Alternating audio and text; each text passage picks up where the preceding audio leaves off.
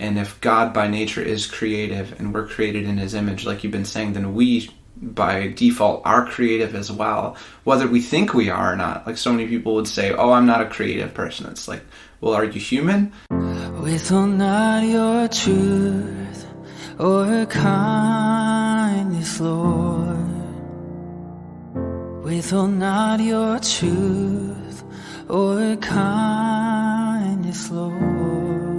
Thank you for tuning into the Notice podcast, where we explore need to be noticed through biblical musings and conversations with special guests, experience relevant topics, and encouragement as we take notice of the mercy of God. I'm Susan Hoekstra, your host. On this episode of The Notice, what does it mean to be creative? What does it mean to reflect the Creator? You want to listen in on this conversation about creativity I had with singer-songwriter teacher and worship leader Justin Reid. We discuss God as Creator, how we reflect God through creativity, and how God notices and delights in that creativity. This episode will also give you a feel for the kinds of things we will explore at our Create workshop on Saturday, November 1st, presented by Affirm Ministries at Maple Ridge Place. If you are someone who is creative or loves a creative, you'll want to give this episode a listen. Justin is a singer and songwriter, teacher, and worship leader. We just met recently at a songwriting workshop he led, and I was immediately drawn to his passion and sensitivity, encouraging others to be creative. So, Justin, welcome. Oh, thanks. Good to be here, Susan. So, to get started, how about if we just tell a little bit to our listeners about your background, where you grew up, education, and how you came to know Jesus, and how you discovered your creativity. You got all those? Yeah. So there's a few different questions. See if I can get to all of those. So I'm from Grand Rapids, Michigan, grew up there, and then I moved to Lansing in 2012 for school. I've got my master's in music theory from Michigan State University. Go Green. Go White. And I also studied at Grand Rapids Community College and Grand Valley State University before that.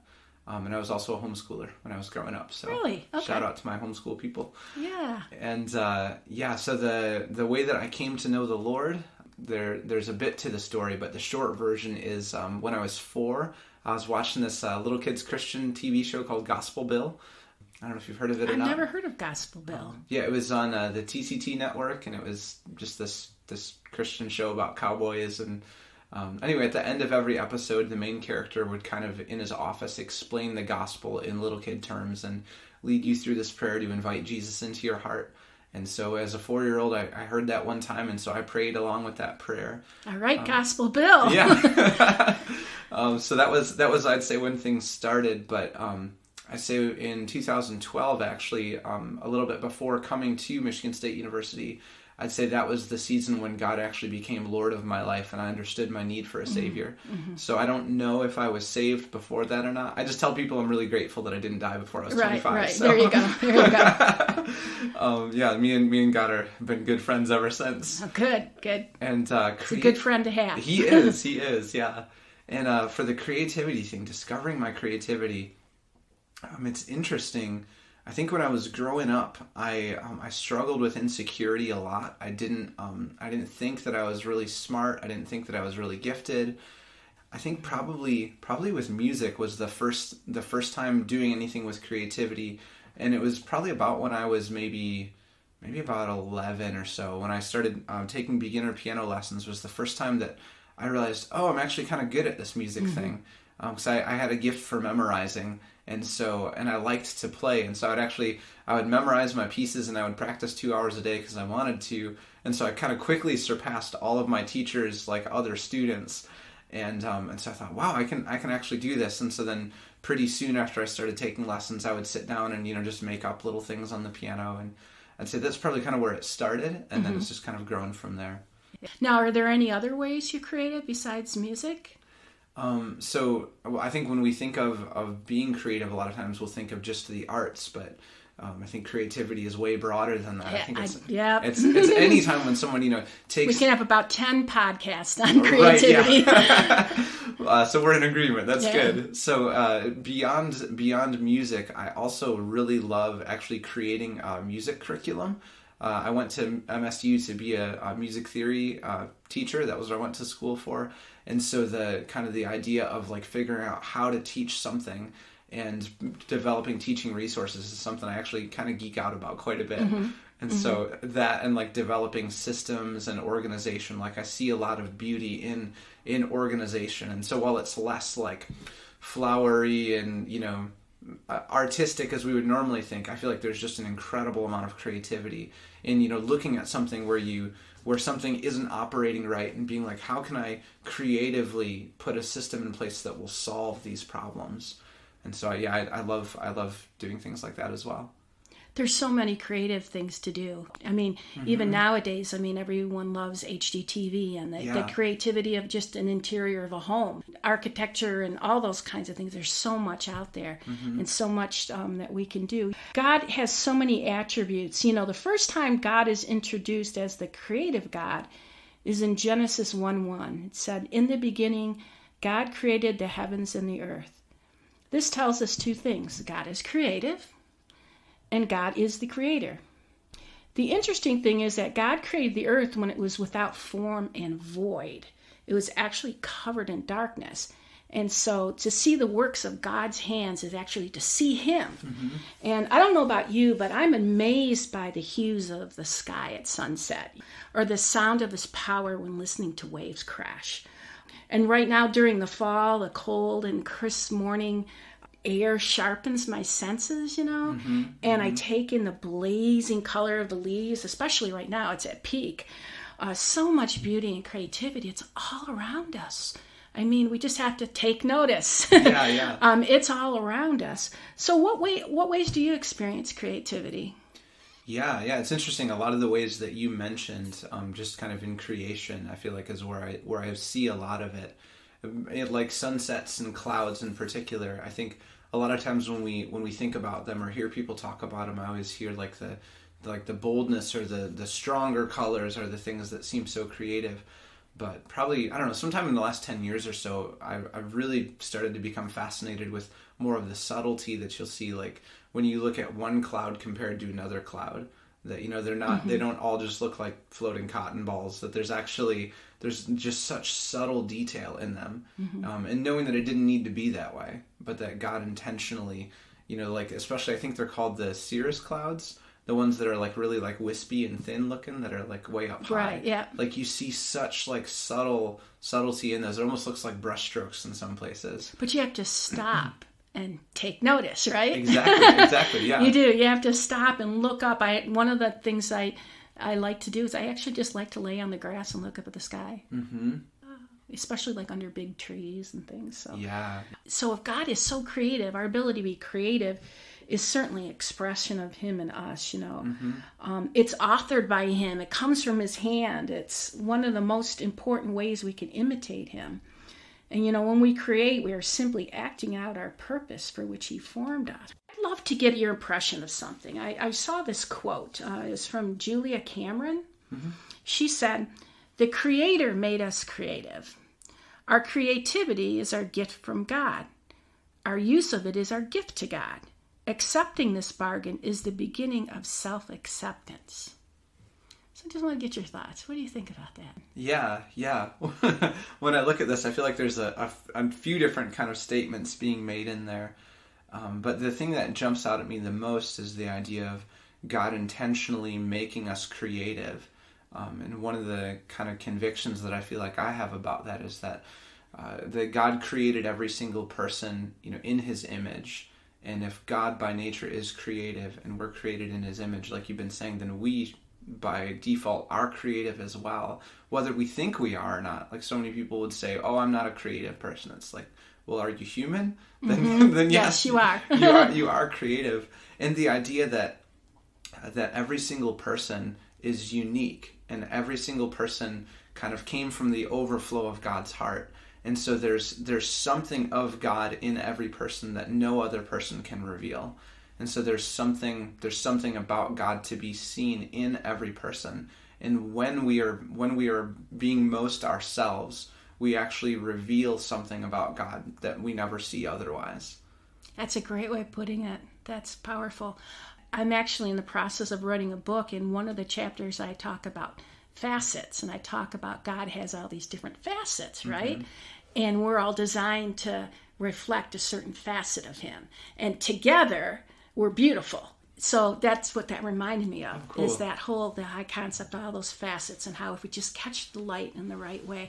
But so many people get discouraged. They think that they're not creative, or I don't write music. I don't paint. I don't dance. So I must not be very creative. Mm-hmm. What would you say to that person? Yeah. So similar to what I was saying earlier, the idea that every human is creative by nature. And if creativity is limited to the arts, then it would be true that there are a lot of people that aren't creative or maybe aren't as creative as others. But I think we need a broader definition of creativity, that kind of the process of creating. And this is, what we see God by nature do. Like you were saying at the beginning, we start with the earth being formless and void. There's no blueprint. There's no format that he was following. Like there's a Hillsong song where it starts off, it says, with no point of reference, God created everything. Mm-hmm. And so in the same way, anytime we come into a space where something doesn't exist yet, and we bring something into existence there, whether it's a painting, or whether it's a recipe that we invented, whether it's a system that we designed, whether it's computer programming that you wrote, or whatever it is, like we are creating. It's when we take something that didn't exist before and bring it into existence, we're creating. And every human can't help but do it. Like even people that try not to, like you can't go very long without creating something. It's just, we're made to do it. You can't fight it. No, you're right. And the other thing is, I think we were made to share that creativity, mm-hmm. too. I mean, think about it when you were 3 or 4 years old and you drew a picture, mm-hmm. and you gave it to your mom, and your mom put it on the refrigerator. I mean, mm-hmm. refrigerator mm-hmm. art, yay! Yeah. I mean, that was, encourage creativity. Let's have this creativity happen, and let's also mm-hmm. display it. Like, let's share it. I should say sharing is probably better than displaying, I guess, is mm-hmm. what I'd like to frame it as. There's this other quote, too. It's by Michelle Shea. She said, creativity is seeing something that doesn't exist already, which she talked about. You need to find out how you can bring it into being, and that way be a playmate with God. Mm-hmm. I thought it was interesting. Description. So maybe tell me a little bit about the importance of and the joy in living creative. Yeah. I love that quote. That's good. I think when I think about the idea of bringing something into existence that wasn't there yet, and it being about partnering with God, I think for me, before I had a grid for creativity not being something that I was just doing on my own, it was. Before, when I thought that creativity was just something I was doing on my own, I think it felt a lot harder to be creative. But as I've come to understand that God designed me to create, and there's actually things that He wants me to create, not in a way that like He's commanded me, and if I don't, I'm sinning or something like that, mm-hmm. but in the way that He's actually built me to create, and there's things that He won't bring into existence apart from my partnership. And I think we see this even in the way that the earth was created, that we have, the Father, Son, Holy Spirit, they're all hanging out, doing their thing. And the Father has this idea. He's like, there should be light. Light has never existed before, but there should be light. Mm-hmm. Jesus sees the Father's heart and is like, I agree. And so He speaks out what's on the Father's heart and says, let there be light. Jesus is the Word who spoke. And then the Holy Spirit is the power that made it happen. I've heard different pastors talk about it that way. Nice. So this idea that there are things that come from God's heart that come into existence through cooperation, partnership between God and a person. And so then God creates all these humans on earth who are designed to do the exact same thing, that we through relationship with God see what's in His heart. And things that are bubbling up in God's heart can bubble up in ours. Mm. And then in partnership with God, we get to bring those into existence. And we say, I love what's in your heart, God, let's do that. Or we go to God with desires that are in our heart and say, God, I really want to do this, or I'd love it if this thing existed. can we do that? And you know, and assuming it's not a bad thing, most of the time God will say, yes, like, I love that idea. That's great. Let's do that. And so I think we're so made for that. And when we understand that, not only is it like it's not that it's not just not a bad thing, like it's a good thing, it's permissible to do, but it's more than that. It's that God actually desires that we would create, that we're built for it, gives so much dignity to the creative process, knowing that there are things that God wanted to be on earth, but he's like, I won't actually do this without you. I could, but I don't want to do it without you. That's right. He wants to partner with us. Also, going back to the reference with the refrigerator art, I talked about, well, yeah, we want to share it, right? But oftentimes we get creative and we're scared to share it. Yeah. You know, there's like, oh no, what will somebody think of this? I mean, I even apologize for some of my creativity. Sometimes it's just a mouse. How can we get around that? Because it's creating for creating's sake, right? To honor God, right? Yeah. So do we have to always share it? Or what are your thoughts on that? Yeah. I think a big connection with that, there's the verse in 1 John where it says, perfect love drives out fear. And as I've thought about creativity, one of the things that's come to mind often, and I feel like God's used this analogy to help me understand it, that when you look at a little kid, when, you know, so there's like, you know, kids at their house with their parents, and when a stranger comes over, the little kids will like go and kind of like hide behind their parents' legs, or they'll be shy all of a sudden. But once they kind of like start to warm up and they're like, oh, this person's safe, you'll watch them kind of slowly like come out of hiding and like come out into the open. And then if they really warm up to you, all of a sudden they're dancing and they're singing and they're showing you, you know, look at my Legos that I built, or look at this picture that I drew. And they're not even remotely worried about what you think of it. They just want to share what they've created. And so I think in the same way, as we feel loved, as we feel safe, knowing that we are loved and valued by God, the most natural response, I think, is for creativity to happen. I don't think it has to always be seen by another human. I think we're actually designed to create a far greater magnitude of art and everything than any human could ever take in a lifetime. And so knowing that the first why for our creating is just because God's designed us to, but also too, like, sharing what we've created is very natural and very much, I think, part of the process, because that's how God wanted the people on earth to know what he's like, is through the things that we would make. Like, creation is designed, like it says, the heavens declare the glory of God. And so when God made the earth, at least as far as I can understand it, he designed the world so that as we experience things, these would give us insight about what the Creator was like. So we would taste delicious food and say, wow, like, God has a value for pleasure. And, you know, we would see beautiful things. We'd say, wow, God must be beautiful. You know, we'd hear music and we see the majestic nature of mountains, or, you know, the sun that's however many hundreds, thousands of times larger than our planet. When we see something that's just so big, you're like, oh, God made that. He must be big then too. And so in the same way, what we create, I believe, is supposed to, by nature, reveal what God is like. Right. You know, that's a powerful illustration. I'm going to steal that illustration about the little kid behind. No, that's a powerful illustration, because that's how we are. But at the same time, God wants to say, let me put your paper on the refrigerator. Yeah. Because what you're doing is you're expressing, just like a parent would to a child. They so much want to get excited. I always think, too, of dancing, too. I don't know, you know who Mike Donahue is with 10th Avenue? Oh, yeah. Great songwriter. But anyway, he always talks about, he's always trying to get people to dance at his concerts. It's like, okay, Mike.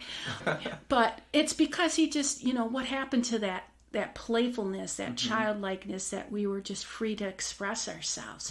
And we think it has to be organized and formed and all that. I also think of people who in the quietness of their home write in a journal.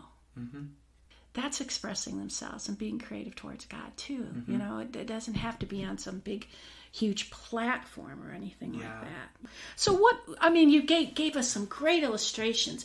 What are some ways to encourage creativity in others? I mean, we talked about some good, I'm excited. I want to go create now.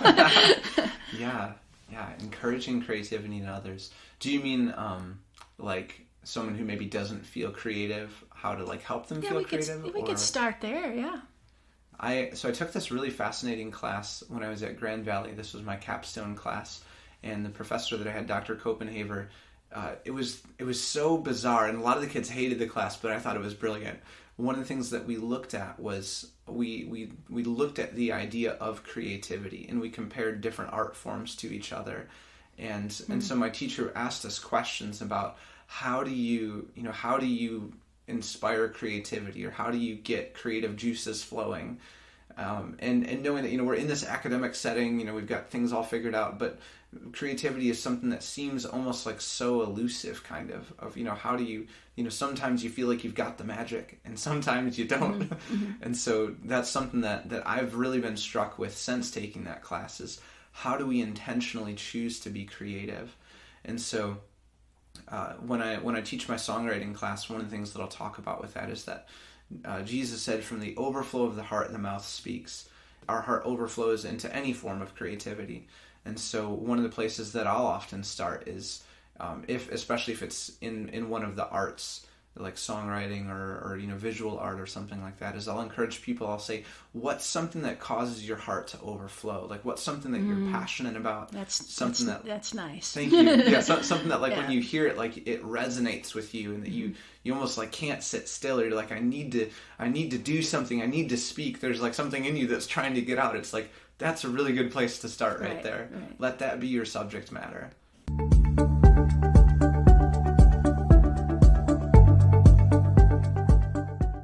For many years, I've thought of myself as strictly a musician, mainly a professional clarinetist. But when I started songwriting and writing a book, I recognized that I best identified myself as a creative.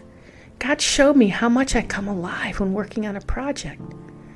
Well, what keeps you from being creative? Or what makes you come alive? Perhaps you'd like to dive deeper into your creative self. Consider joining us at Maple Ridge Place for Create, a workshop for Christian creatives on Saturday, November 5th. Presented by Affirm Ministries, we will explore our need to create, discover what holds us back, and gain insights in how do we measure success. I'll even have a special conversation with guest Julie Eichenroth, Executive Director of Freedom Farm Ministries, who will be here to discuss how those judgments get in the way of our creativity.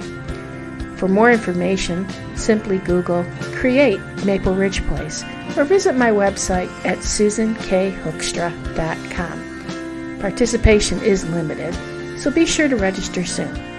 I can't wait to see what creative projects God has in mind for you.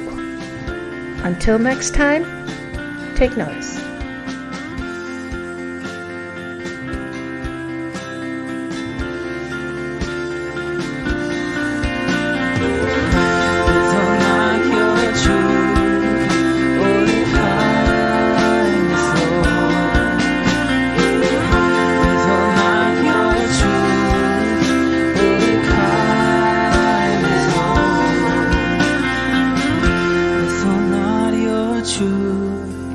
Or kindness, Lord.